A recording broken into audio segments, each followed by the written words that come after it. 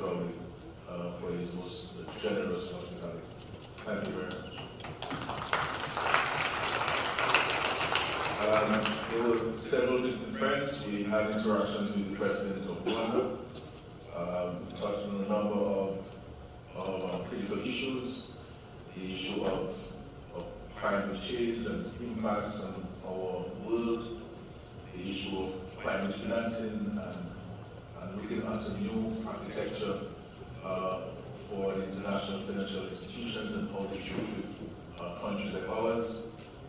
We also discussed Haiti and how we can join forces with Rwanda, who has expressed their interest, their commitment to providing tangible support on the ground in Haiti towards a resolution of the crises currently confronting our brothers and sisters in Haiti.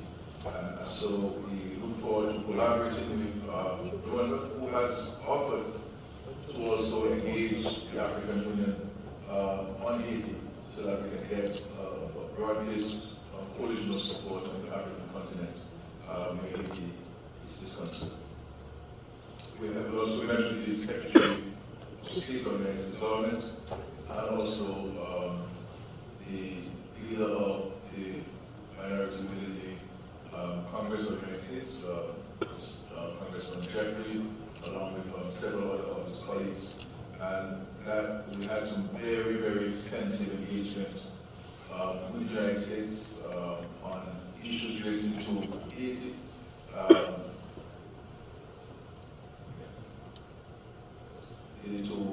regards to Haiti, climate financing, the impact of climate change on our region, security, especially with regards to the influx of guns and ammunition coming from the United States into Caribbean countries, creating havoc with respect to crime and violence, and urging the United States to take more concrete actions with regards to stemming the flow of these guns and ammunition into our country. They have taken certain actions, especially with the creation of a special office to deal with the prosecution and investigation of reports of such. But we still believe that there are additional things that the U.S. can do and should do to stem the flow of guns within our region. We also raised the issue, discussed the issue with regards to correspondent banking. This issue we raised also with the congresspeople. The issue of blacklisting of our countries and the challenges and the problems this can create on our ability to trade.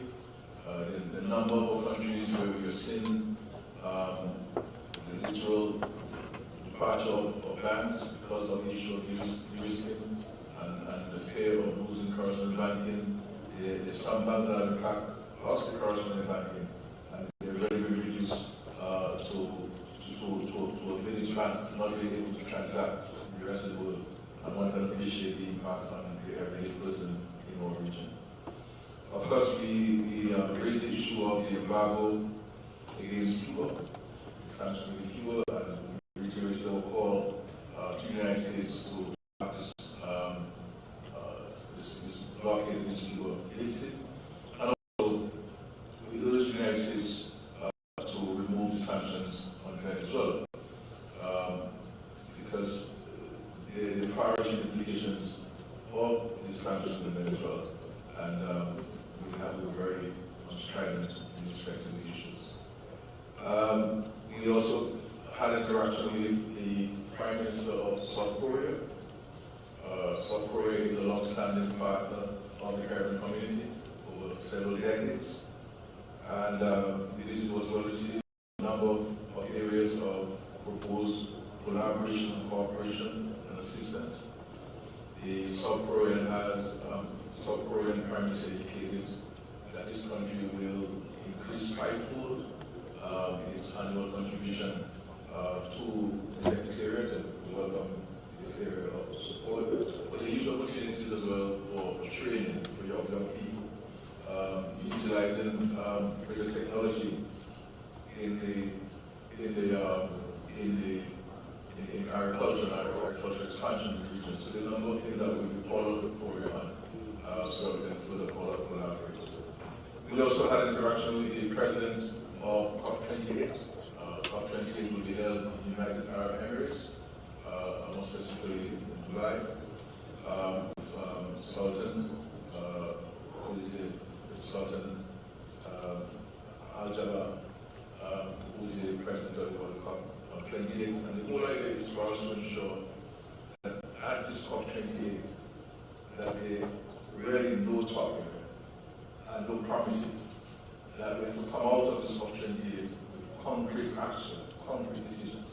This idea of every time we go to a COP engagement, something new comes up, something proposal in the table, and we tend to forget.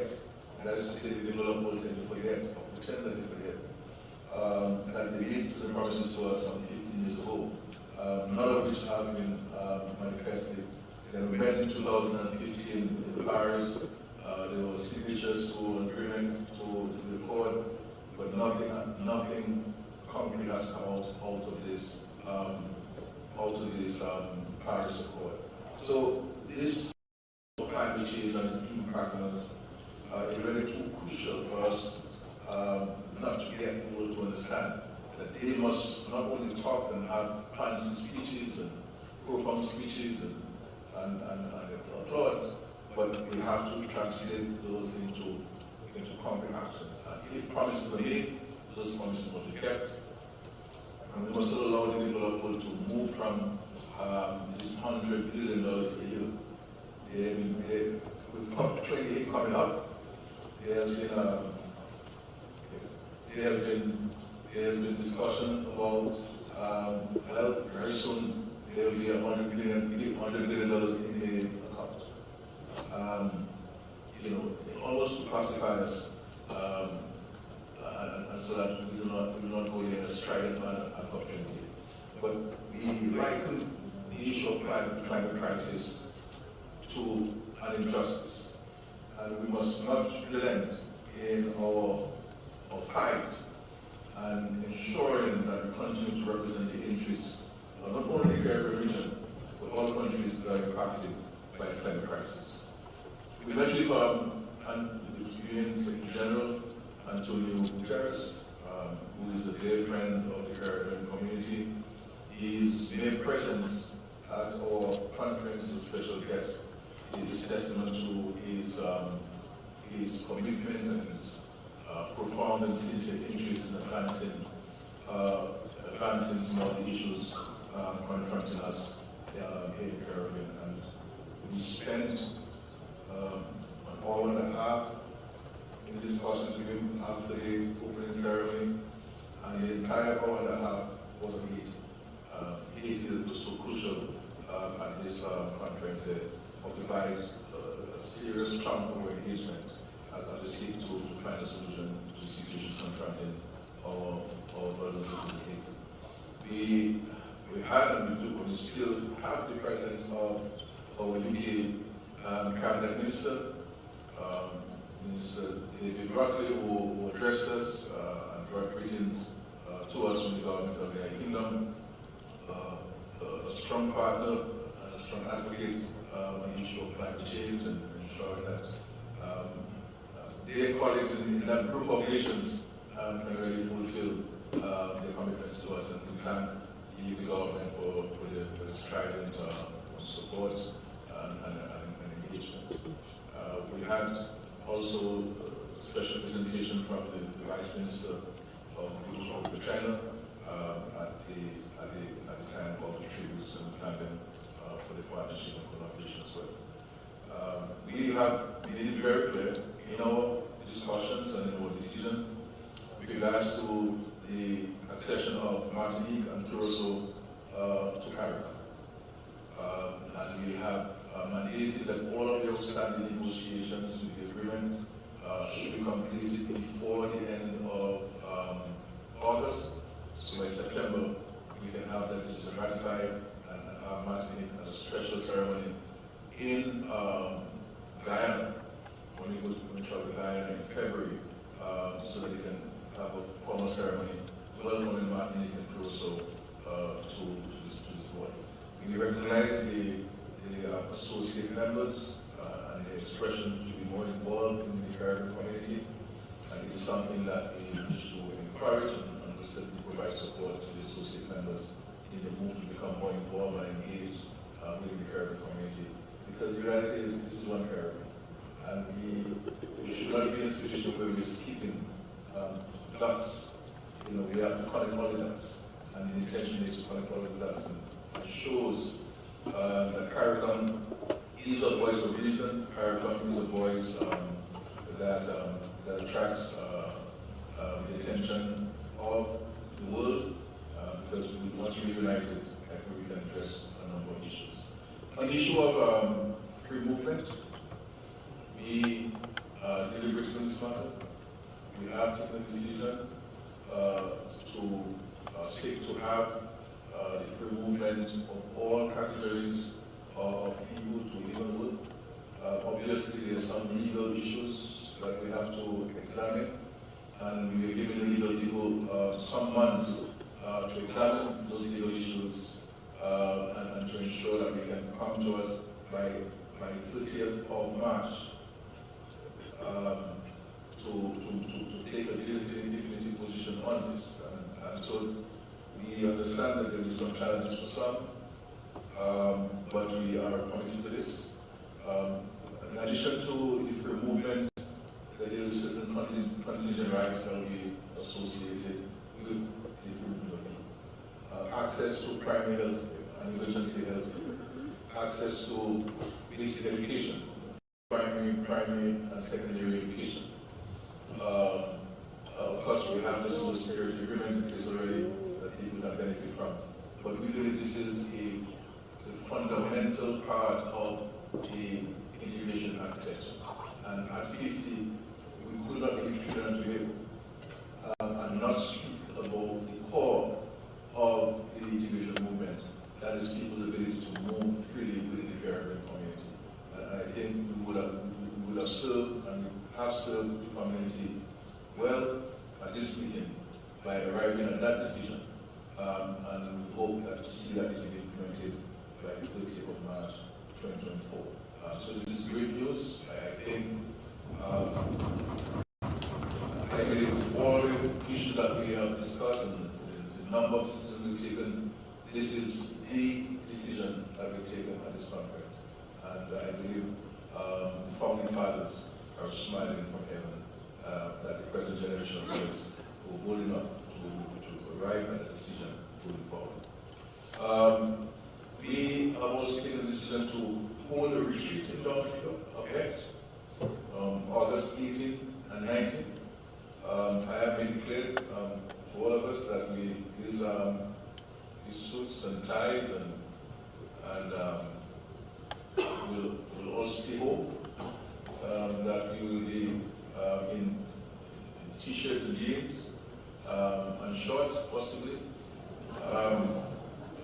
focusing on some critical and core issues of the community, so that when we get to Guyana, before we get to Guyana, we can put a number of issues in place and clarity to the discussions.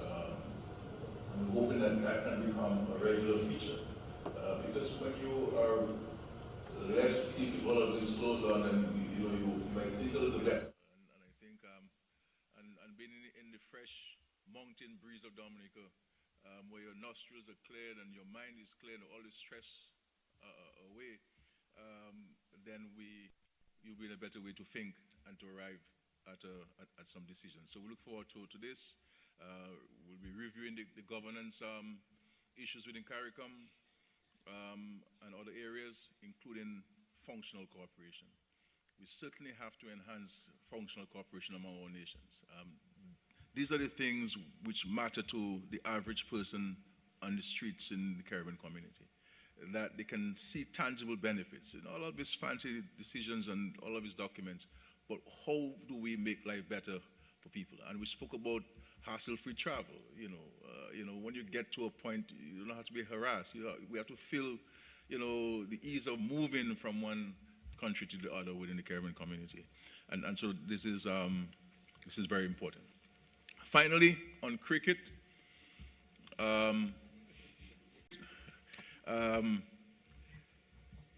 cricket.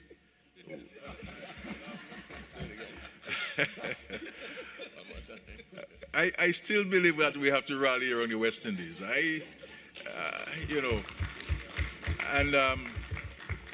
We'll be hosting the West Indies in the next week in Dominica. And certainly I'm urging all my citizens and residents to come out and to support West Indies cricket. Our comments about West Indies cricket comes out of because of our passion, our commitment for the game. And the reality is we do not want to lose, and we do not like to lose. And when we lose, we get vexed. Not because we have any personal issue with anybody, but we need there to appear to be a fighting spirit. We take it personal. And so the comments of the great Prime Minister here of Trinidad and Tobago on his Facebook page is out of his passion and as a West Indian, and ensuring that he should be shouting in excitement and not kicking his toe against the wall in frustration by this. By Chairman decree, I have appointed him as the new chairman of the subcommittee, Prime Ministerial Subcommittee on Cricket. We have agreed with the president of the West Indies Cricket Board, or West Indies Cricket, to meet sometime next week, where we shall meet to discuss West Indies cricket and position our cricket in the Caribbean, the West Indies, so that we own for across the world. We see our UK friends these days, I mean, back in all these guys were 46 runs, so and what we those days, Rotley and so on, to build England for 46. The issue of food and nutrition security, I want to place on our profound President of the Republic of Guyana, the issue of security. In great strides, reports come out from our respective interests in if our reducing our import bill by 20% by 2025. The agreements being signed themselves, they share expertise and resources. Truly and increase the quality of agriculture within the Caribbean community. But at the end of the day,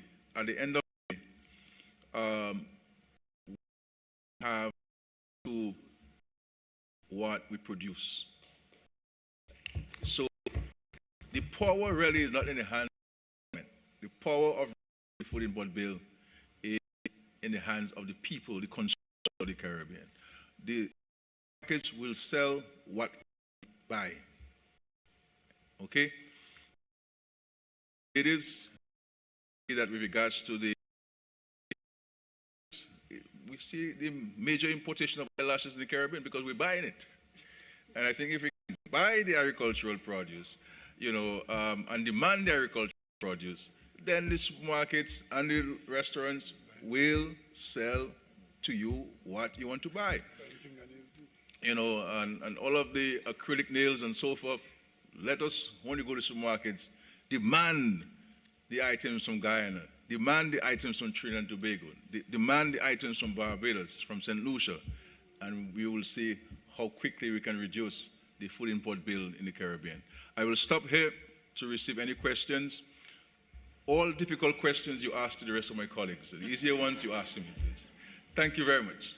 Thank you. Thank you, Prime Minister. But I also want to say, we have a wonderful group of leaders working together. And the spirit of camaraderie, the willingness to give and to take. And I think the region is a very good time now to be able to capitalize on the number of actions that we need to take.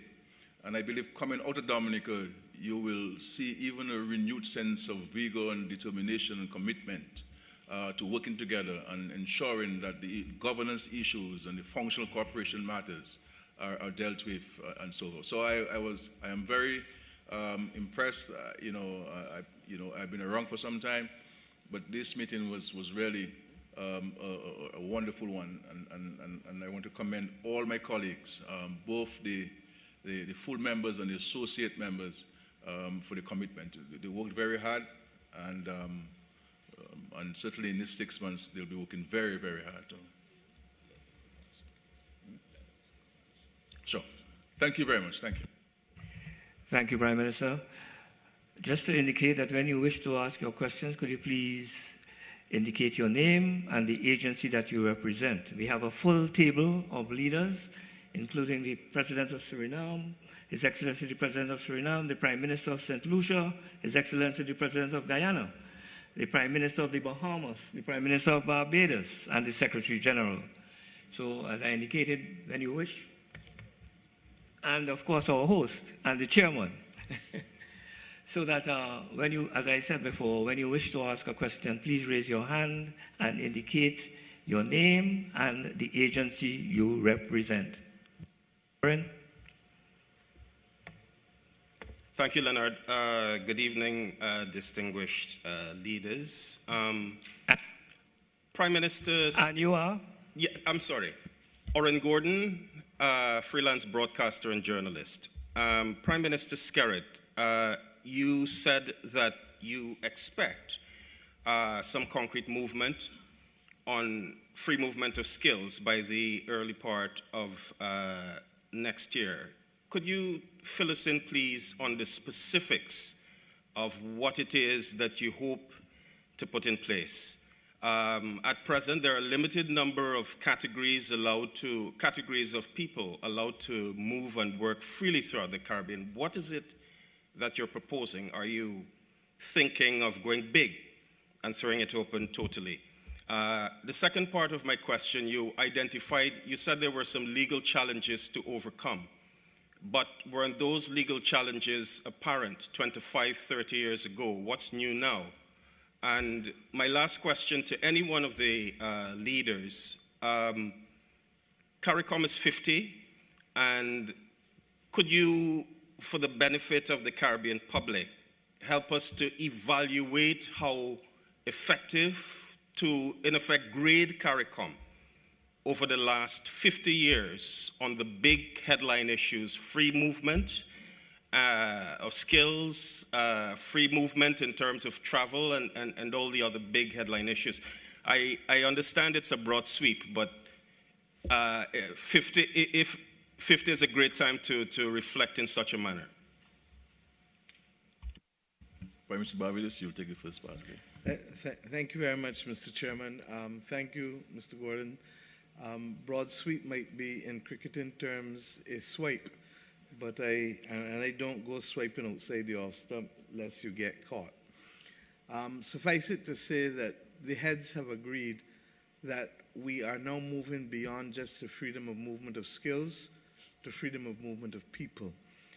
Out of an abundance of caution and to be sure-footed, there are some aspects of the treaty that will require amendment, and therefore we are giving ourselves between now and the 30th of March 2024 to make the amendments, because we recognize as well that there may have to be an approach that does not put countries or make countries liable to any form of suit with respect to some of the rights.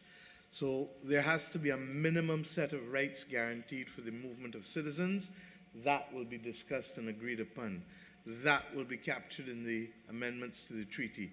That will also have to be financed, and we're looking at the CARICOM Development Fund as being able to put in place the mechanism to guarantee that each country can bring its minimum level of services up to the same acceptable period and level.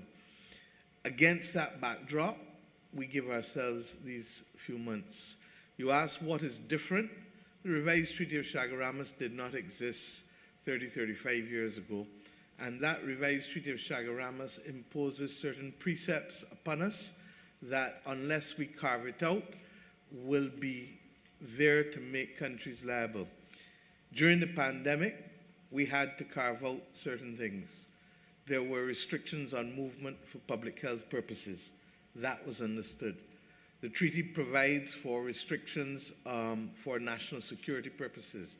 The treaty provides for restrictions for balance of payments purposes. We have determined that in order to facilitate freedom of movement, we may have to do it in a way where we guarantee a minimum level of rights. And that may relate to primary education, as you heard Prime Minister Skerritt say, pre-primary, primary, secondary education. It may relate to primary health care. It may relate to emergency health care. We are already covered with Social Security rights through the agreement that exists in CARICOM. So what we are doing is to ensure that the desire of heads is met by the reality of implementation. And we give ourselves this period of time to be able to make the amendments to the treaty so that countries can do so without fear of any further recriminations. Thank you. Thank you, PM.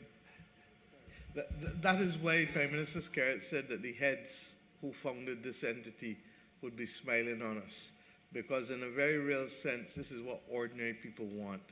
And I want to say something. In a region that is underpopulated, and in a region that is facing the most difficult crises, from climate to recovery from pandemic to debt to all kinds of other problems, if ever there was a time that we need to come together as one, it is now. And Prime Minister Skerritt was correct in saying that this conference reflected a mood of can-do and optimism, but realistic execution will ground us, and that is why we have fashioned it in the way that we have. If I may be permitted a follow-up, Mr. Robertson, how big and broad do you intend to go beyond the limited category of workers now afforded those, if you like, privileges? Mr. Gordon, I don't think you're understanding us, you know. Freedom of movement of people. So it's all, A-L-L. There's no services anymore. All right. And that's why you saw heads clap when the Prime Minister announced it, because this now gives full expression to what every Caribbean person has wanted since we've had control of our destiny. Right. Okay? What we want to do, however, is to ensure that when that movement takes place, that it takes place in a way that is orderly, that is effective, that gives true expression to what we want to do, but equally does not expose governments unnecessarily to problems that they would not otherwise have anticipated, okay, because of the treaty as it's currently drafted. Good evening. Yes, hold on. Yes. Good Young evening, lady, go ahead. Yes. Good evening, heads of governments. Orvashi Tiwari Rupnarayan from TV6, Trinidad. I'm staying on the topic of free movement to live and work. Of course, Prime Minister Skerritt, in your opening statement, you did mention possibly more reliance on the regional security system and, of course, the implementation agency for crime and security impacts. But, of course, a few months ago, we know that these two agencies came under very much question with one judge describing, with what one judge described as the kidnapping of TNT national Brent Thomas. CARICOM citizens are somewhat still in the dark as to what exactly happened, how these two agencies were activated. Some are alleging unauthorized use of these agencies and alleged abuse of power. Did this fumble at all arise during your discussions? And of course, how can citizens be assured that this may not recur? Thank you. Well, I don't think we can respond to this. Impacts and all of the security architecture, we believe that we accept and we know that they're operating within the laws of the countries. And they have stood us well.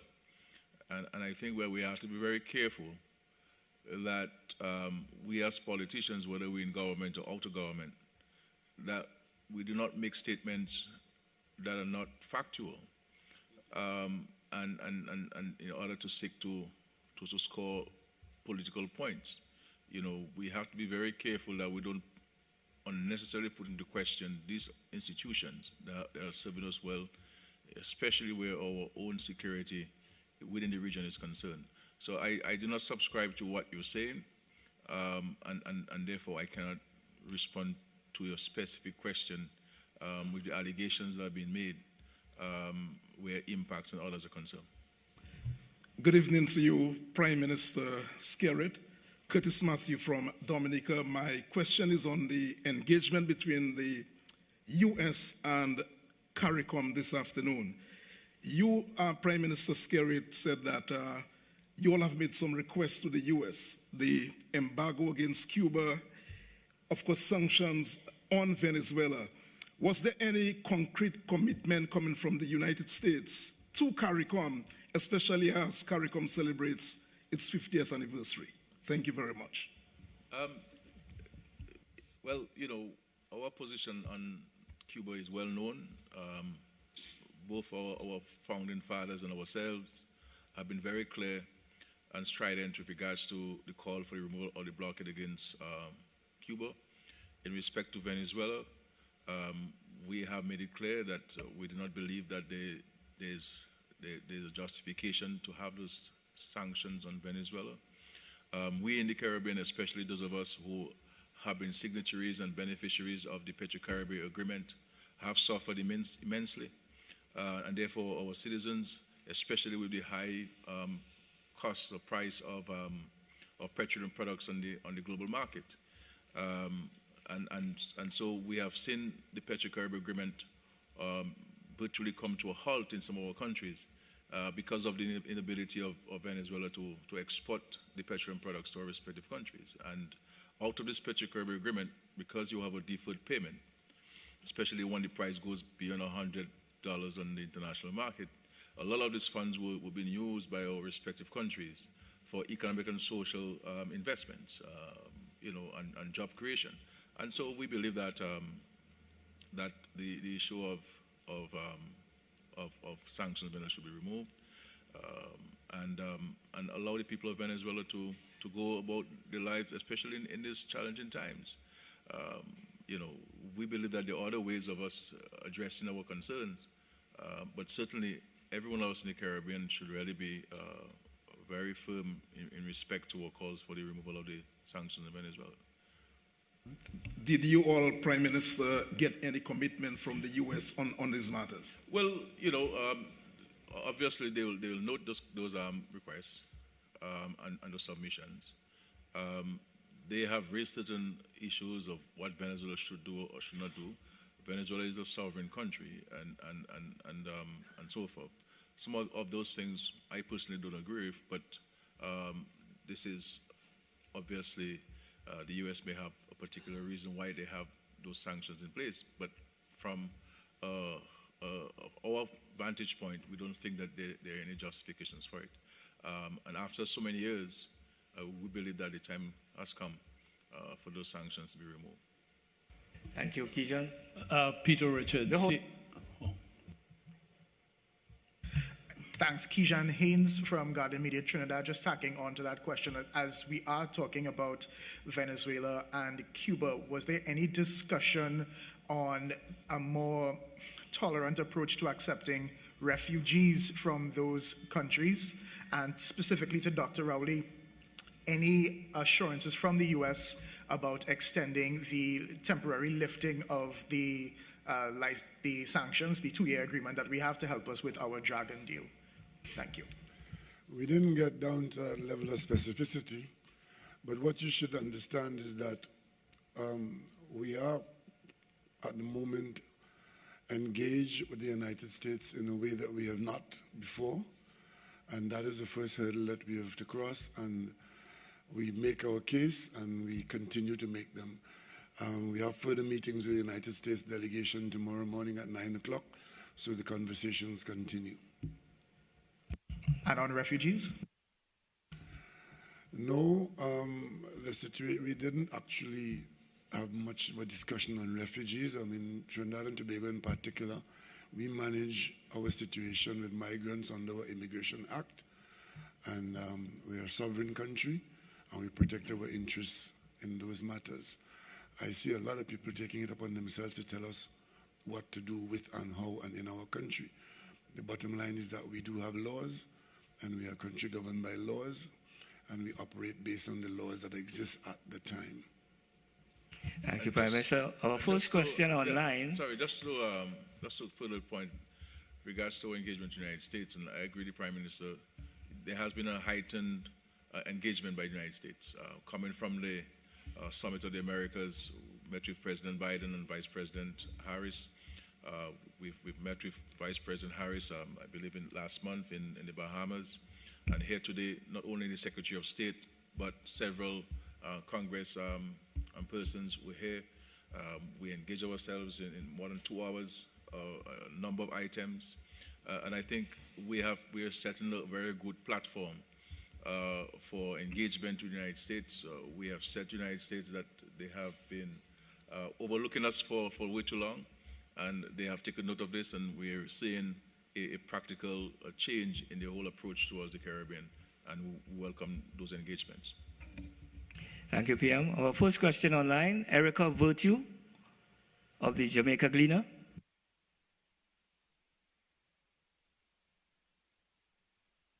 Erica, are you still with us? Yes, I am hearing you. Are you hearing me? Yes, we are hearing you now.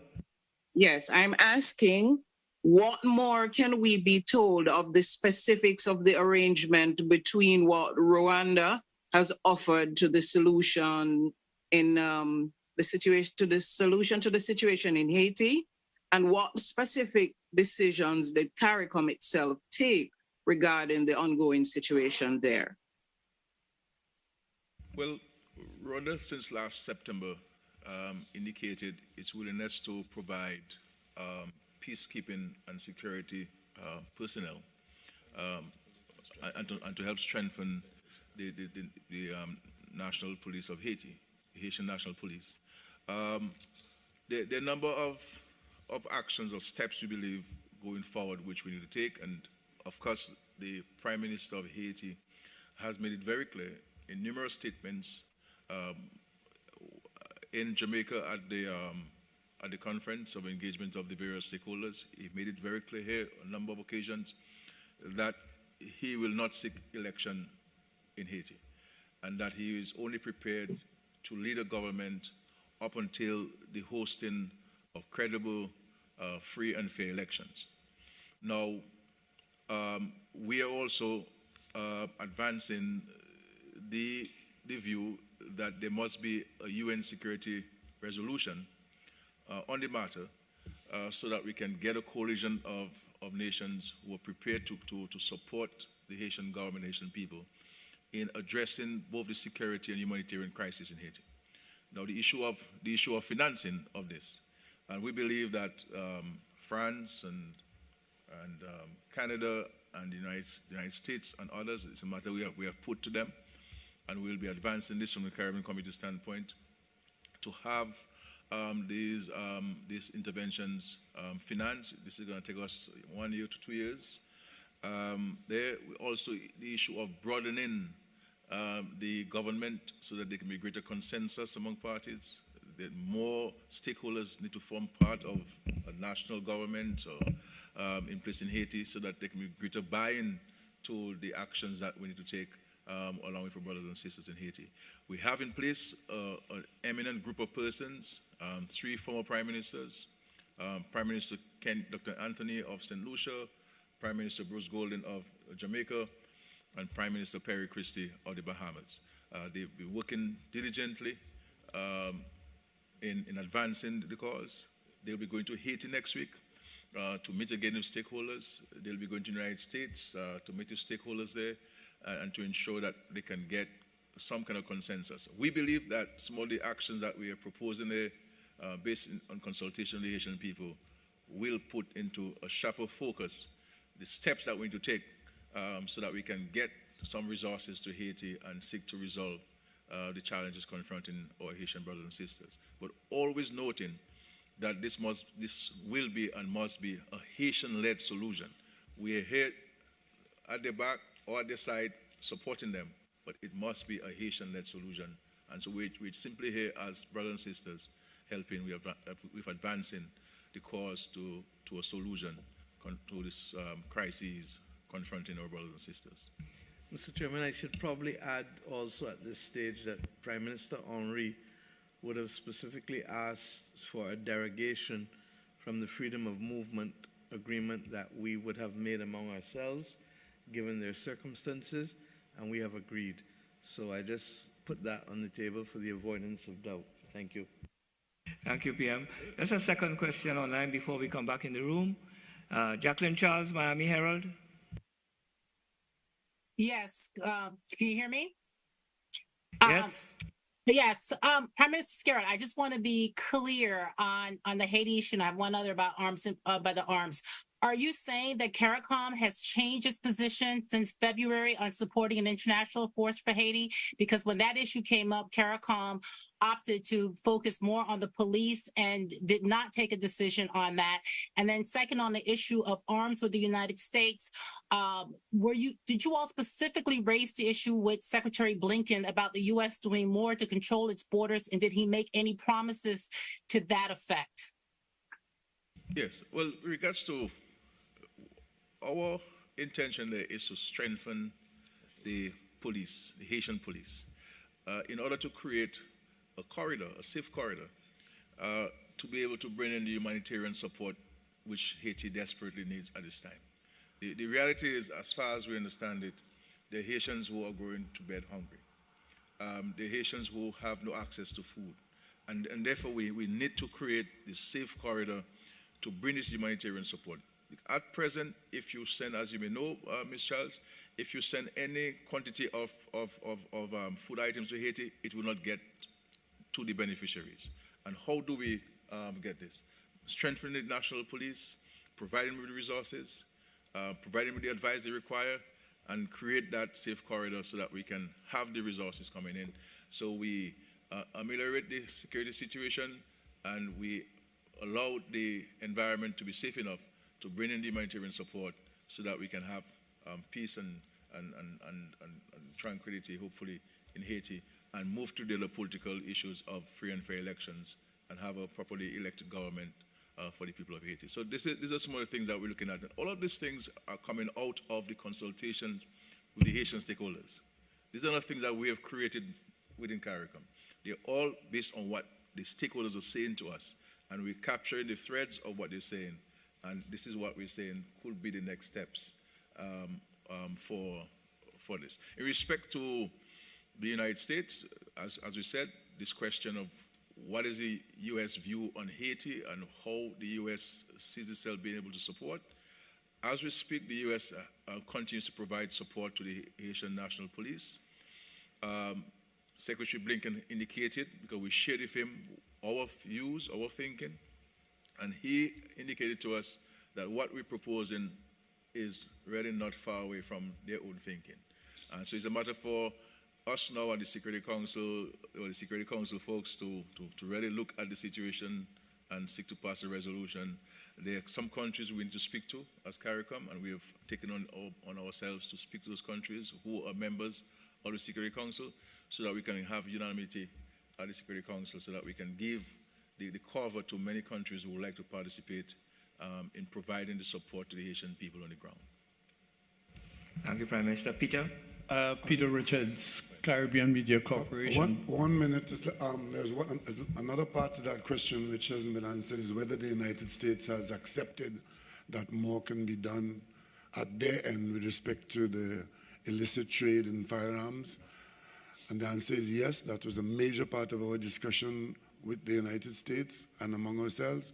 And we're happy to report that we are seeing some specific actions by the United States in that direction. Peter Richards, Caribbean Media Corporation, Barbados. I think I just heard the Prime Minister of Barbados make reference to the fact that the Haitians have put something on the table that I wasn't clear. Are we saying within the whole context of the CSME, the free movement that we're trying to move towards, would the issue of visas needed by Haitians to visit some Caribbean countries, would that be eliminated? Would that be removed? And secondly, Prime Minister Skerrit, you talked about a retreat in Dominica on August 18th and 19th to discuss, quote, some critical and core issues. Could you expand on what you mean by critical and core issues? Thank you. If I may, the status quo remains.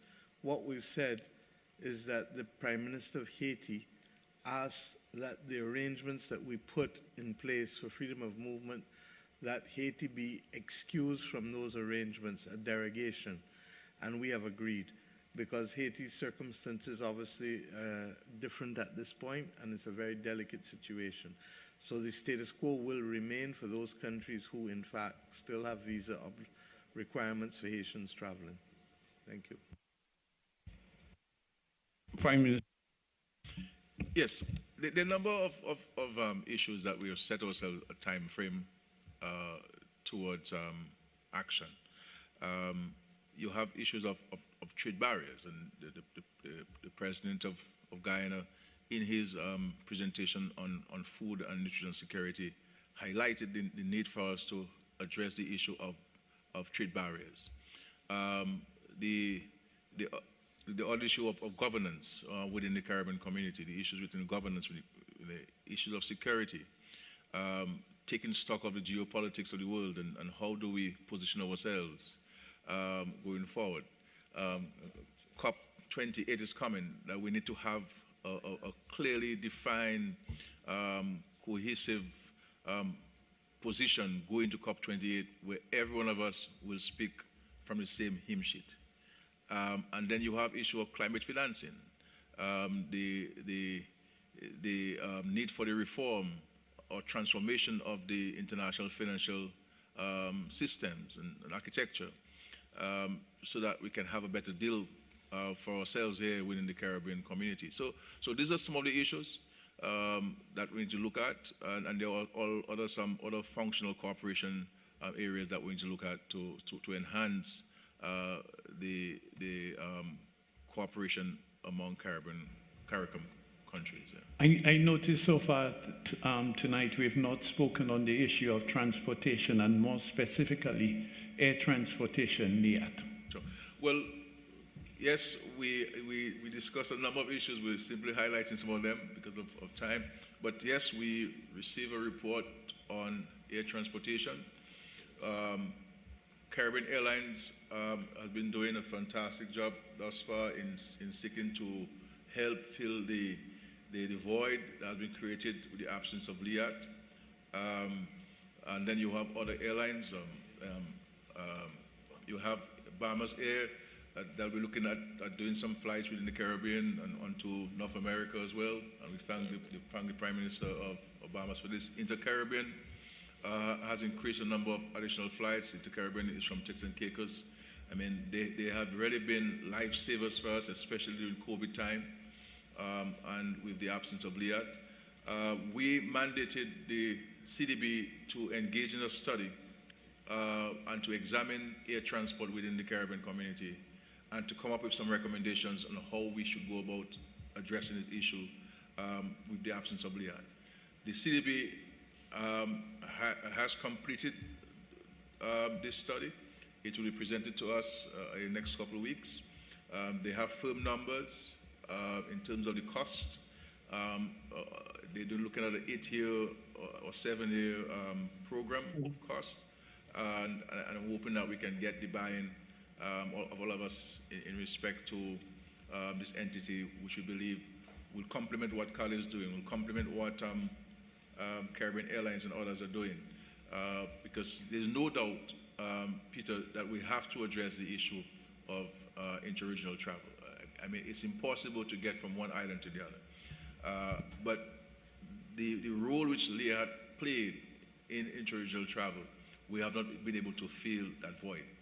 And therefore we must come up with an arrangement that will help us fill that void created with the absence of LIAD. Peter, this is a good point to advise you that the government of Trinidad and Tobago has received and has accepted CAL's new strategic plan, and in that plan it involves CAL obtaining additional equipment to do more in the region, and CAL is also in discussions with the government of Barbados.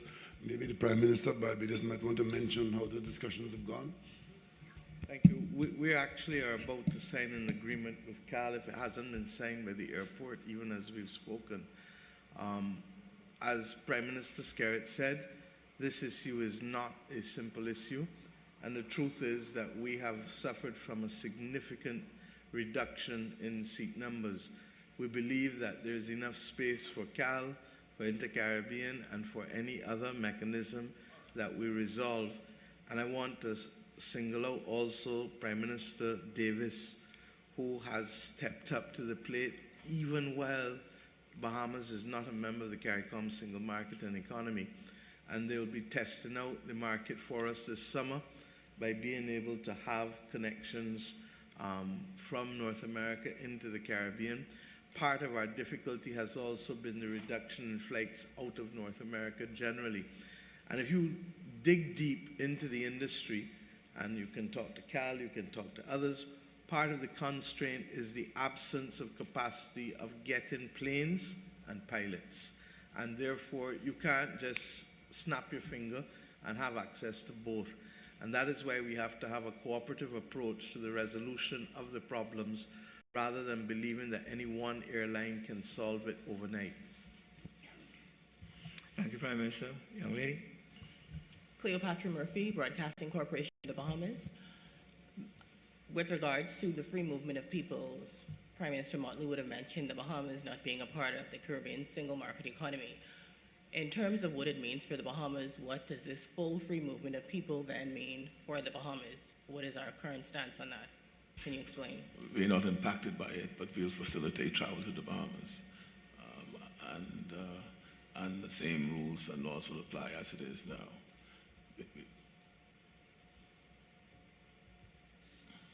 I guess so. I want to know, how is it that we're going to facilitate it for other countries? No, we are not a part of the CSME, and so the arrangements there do not apply to us. We are protocol out of it, but we will be cooperating and collaborating in all other matters relating to CARICOM issues. If I can give more context, Bahamas and Montserrat are not parts of the CSME, and therefore they would not be subject to freedom of movement of skills or freedom of movement of people. So you have the two of them out, and you have Haiti that is specifically asked to be left out. There may be one or two other countries that may have peculiar circumstances that may want to say so, but for the most part, we have agreed as an integration community that we need now to be able to fuel the aspirations of our people while shouldering the responsibilities that are necessary to propel growth. We need people for growth, and if we don't have people, we're not going to get the growth. Thank you, Prime Minister. There will be two more questions, one online and one in the House. The gentleman behind Peter. Good afternoon, good evening, everyone. Dylan Deschamps from Loop Caribbean News. I just wanted some clarification. Does the decision on free movement include the single economic space that Prime Minister Skerritt had asked for? And also, regarding free movement, it's no secret that we have a lot of xenophobia in the Caribbean regarding people from the poorer countries. So what are the government's plans to address the fears of the people on the ground? And my third question, you mentioned that you will be welcoming Curacao and Martinique to CARICOM next year. Are any discussions taking place to welcome the Dominican Republic and Cuba, possibly as associate states or even full members?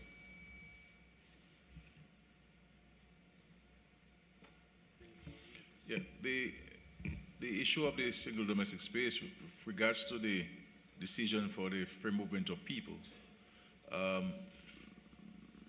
that now subsumes the single space. Okay, so it's moving in the right direction. The issue of Curacao and Martinique, they're both coming in as associate members. We believe there was no formal discussions in respect to Dominican Republic and Cuba, but we believe that in time to come, they may very well become members of CARICOM. But there was no formal discussion on it. Some years ago, maybe 10 years ago, we had engagements with discussions with the Dominican Republic on Dominican Republic joining the CARICOM. But for one reason or the other, those discussions were suspended. But we believe that at some point in time, we will have to engage in those discussions again. And that's the reality of the world, that's the reality of the exposure which CARICOM has, how people view CARICOM. And if you look at it, the number of countries that are accredited to CARICOM, if you compare this list now to 10 years ago, it's a significant difference. So there's a growing interest within the global space, within the Caribbean, on CARICOM and the desire of many to be part of the CARICOM experience. Thank you. Final question, David Papano of the Sabrok News. Hi, good evening. Can you hear me? Yes, we can. My question is based on CARICOM's 2025 target.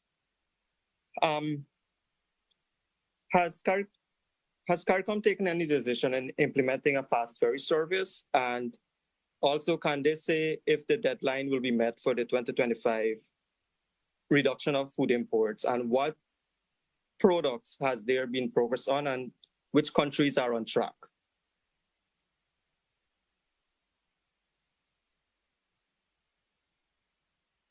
I think, first of all, thank you very much for the question. I think we have addressed the first part of the question in terms of transportation. The transportation plan is not only air, but sea, and that is exactly why we need a retreat. We have a number of studies that are completed. We have a number of documents that need to be read and analyzed so that we can move to decision making. And that is why Prime Minister Scarrett pointed to the fact that we need some concentrated work at the retreat so that we can come up with some strong positions and decisions as to where we're going. In terms of the food production, as Prime Minister said, I believe that we have to be real. The circumstances around us is changing every single day. There are some structural problems, some institutional problems that we are resolving. Take, for example, the issue of poultry. From 2020 to now, there are three key inputs in terms of feed production: rice, corn, and soya. You had a 100% increase in the cost of rice as an input, and between 65 and 55% in the cost of corn and soya. We, as a region, our total forward planning capacity in terms of storage for corn, rice, and soya, we can only store 20% of what we require. So when there is a glut on the market and the prices are low, we cannot make use of that because there is no storage capacity. So we are now pointing these facts out to the private sector so they can now see the viability of investing in the storage facility. And we have a number of countries who are now partnering in relation to this. So it's a issue that is evolving. Whether we are on track, based on our original targets, we are doing well, and I believe that we have now the real possibility of meeting those targets. Yesterday in Trinidad and Tobago, they have distributed, I think, 75 tons of paddy, and they're going back into rice production. 3,000 acres. Seed paddy.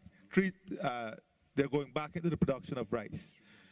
3,000 acres of rice. Barbados, going now into the production of prawns, setting up the food terminal, putting up the sanitary guidelines.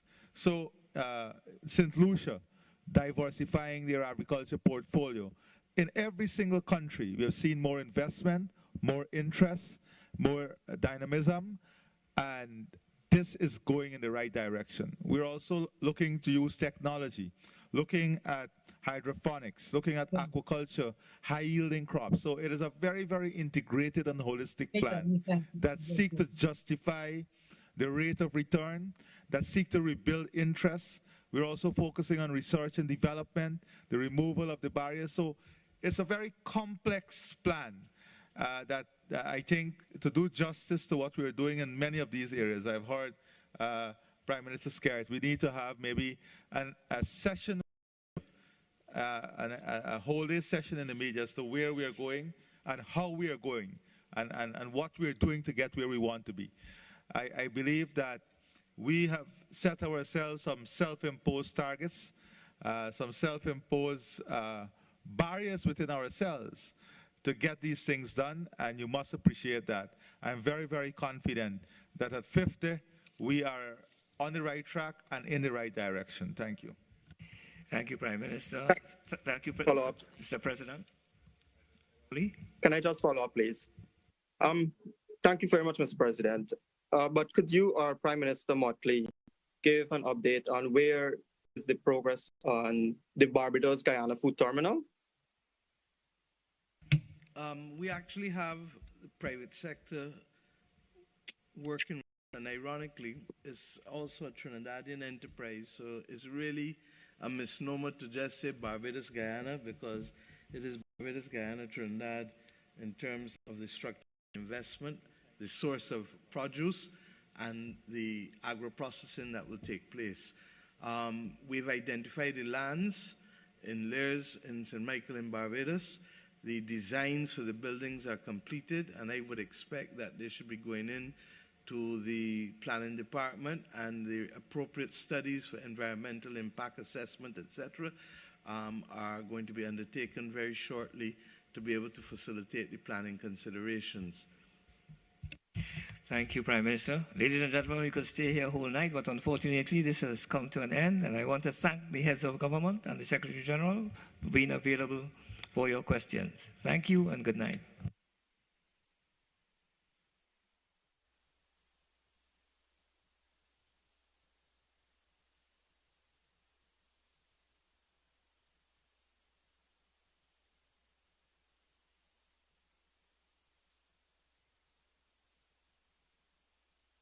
TTT News, online and fully interactive. Follow us on social media at TTT Live Online.